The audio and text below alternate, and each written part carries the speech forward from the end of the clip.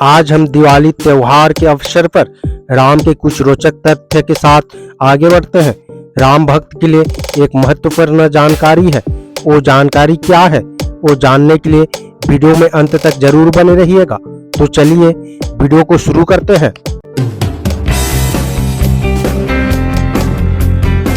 के Ambedkarite YouTube channel में आप सभी का स्वागत है।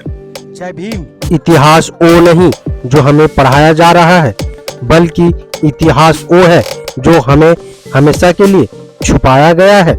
जय सिया राम या जय श्री राम को मानने वाले उन लोगों के लिए एक विशेष सूचना है। हिंदू धर्म की मान्यता के अनुसार दीपावली पर तथाकथित भगवान राम 14 वर्ष का वनवास काटकर अयोध्या में लौटे थे और उनके सम्मान और स्वागत में उस समय अयोध्या में और बाद में सारे देश में दीपावली का त्योहार मनाया जाने लगा। राम को भगवान मानने वाले राम भक्त को मेरा एक छोटा सा सवाल है। दीपावली पर राम की पूजा करने की बजाय आप लोग लक्ष्मी और गणेश की पूजा क्यों करते हैं? अगर किसी को सवाल का जवाब पता है तो कमेंट बॉक्स में जरूर दीजिएगा। वो जवाब साइंटिफिक तरीके से होना चाहिए, सभी लोगों को मान्य होना चाहिए। मतलब साफ है कि कुछ विशेष जाति के लोग आपको सदा से मूर्ख बनाते आ रहे हैं और आप लोग इतना पढ़ लिख के बावजूद भी आज भी अंधविश्वास और पाखंडवाद के चक्कर में उनसे मूर्ख बनते आ रहे हैं। बीजेपी भारतीय जनता पार्टी के पूर्व सांसद और राजस्थान के वर्तमान उप मुख्यमंत्री दिया कुमारी जी दावा करती हैं कि वो भगवान श्री राम की वंशज है। उसी तरह जयपुर राजघराने के सवाई पद्मनाभम सिंह जी का भी दावा है कि वो भगवान श्री राम के वंशज है। अब कोई मुझे ये बताएं कि अगर कोई भगवान है तो उस भगवान की औलाद तो भगवान ही पैदा होगी, ना ही इंसान थोड़ी ना पैदा होगी। जैसे कि हिंदुओं के तथाकथित देवता भगवान शंकर के पुत्र गणेश भगवान है, तो उसी प्रकार भगवान श्री राम के वंशज राजस्थान की वर्तमान उप मुख्यमंत्री दिया कुमारी जी और उनके भाई बहन भी भगवान हुए और उसी तरह जयपुर राजघराने के सवाई पद्मनाभन सिंह जी और उनके भाई बहन भी भक्तों के लिए तो भगवान ही हुए। तो फिर आप सब लोग इन लोगों की पूजा क्यों नहीं करते हैं? क्योंकि हम सभी जानते हैं कि दिया कुमारी और सवाई पद्मनाभन सिंह जी हमारी तरह मानव और साधारण इंसान है। तो इसका सीधा सीधा मतलब है कि उनका पूर्वज राम कोई भगवान नहीं था, इंसान ही था। अब राम एक राजा का पुत्र था और उस समय उसका राज और शासन था, तो उसने अपनी मर्जी के अनुसार चाहे जैसा इतिहास लिखवा लिया और खुद को भगवान दर्जा दे दिया। निर्दोष दलित ऋषि शंभुक को सिर्फ एक ब्राह्मण के कहने पर ही जिस राम ने मौत के घाट उतार दिया हो, जिस राम ने सिर्फ एक धोबी के कहने पर ही अपनी पत्नी सीता के चरित्र पर संदेह किया और उसे अग्नि परीक्षा देने के लिए विवश किया हो, वो एक साधारण इंसान ही हो सकता है, भगवान तो कभी हो ही नहीं सकता। एक महामानव, एक महापुरुष E.B. रामास्वामी पेरियार ने तो राम की असलियत बताने के लिए एक किताब लिखी, जिसका हिंदी अनुवाद कर सच्ची रामायण नाम से किताब ललित सिंह यादव ने लिखी, जिसने उन्होंने तर्क सहित साबित किया कि रामायण एक काल्पनिक ग्रंथ है। बाद में इस किताब को प्रतिबंधित करने के लिए इलाहाबाद हाई कोर्ट और सुप्रीम कोर्ट में केस भी चला, जिसमें ललित सिंह यादव जीते और रामायण और उसके सारे पत्रों को काल्पनिक बताने वाली उसकी बात सही साबित हुई। इस केस में ललित सिंह यादव के एडवोकेट बनवारी लाल यादव ने सच्ची रामायण के पक्ष में जबरदस्त पैरवी की।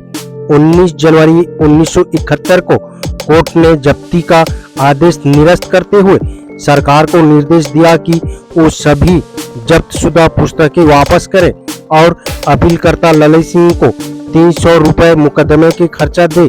इसके बाद उत्तर प्रदेश सरकार ने इलाहाबाद हाई कोर्ट के निर्णय के खिलाफ सुप्रीम कोर्ट में अपील की। सुनवाई 3 जजों की पीठ ने की, जिसकी अध्यक्षता न्यायमूर्ति B.R. कृष्ण अय्यर ने की।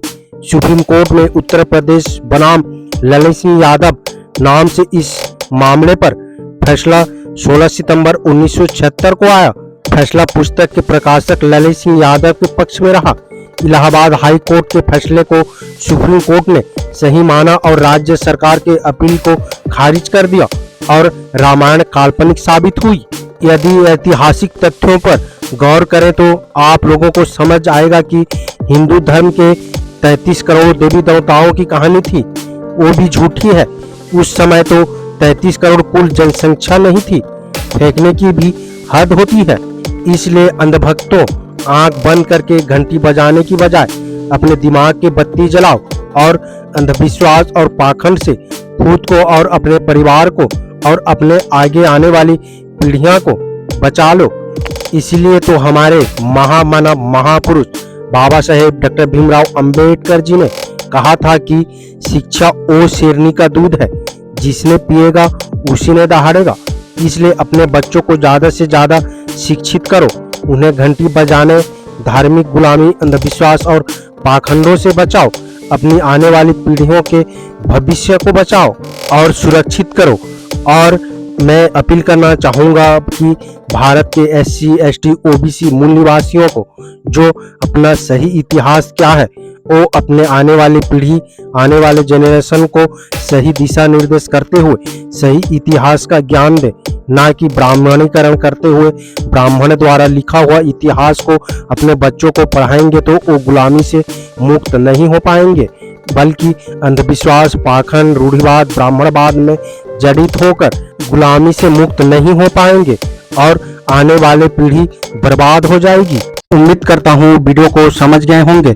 अगर समझ गए हैं तो अपने परिवारजनों को, दोस्तों को, मूल निवासी SC ST OBC Bahujan Samaj को शेयर जरूर करें ताकि उन्हें भी पता चल सके, जानकारी हो सके। मेरा आप सभी बहुजन समाज मूल निवासी अम्बेडकरवादियों से अपील है, हम अपने समाज को जागरूक करने के लिए बहुत मेहनत करते हैं और अम्बेडकर विचारधारा वाले वीडियो को लाते रहते हैं। आपकी एक सब्सक्राइब हमारे हौसले को बुलंद कर हमें दोगुनी हौसला प्रदान करता है, मजबूत करता है। इसलिए आप सभी से गुजारिश है कि हमारे चैनल को सब्सक्राइब करके हमें सपोर्ट जरूर करें ताकि हम अगले नए वीडियो डालें तो आप तक नोटिफिकेशन जा सके और कुछ महत्वपूर्ण जानकारी मिल सके। धन्यवाद।